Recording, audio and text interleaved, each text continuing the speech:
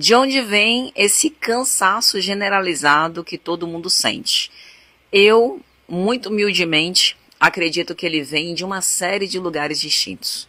Primeiro, do descompasso entre Cronos e Kairos, né? O tempo cronológico que passa no relógio não é o mesmo tempo psíquico.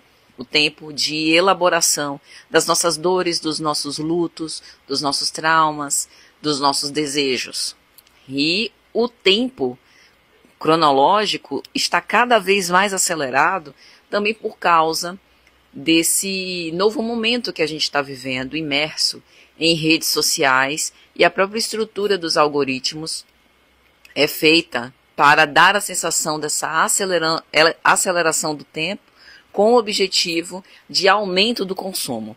Então acredito que o principal ponto é esse, precisamos mesmo parar, desacelerar.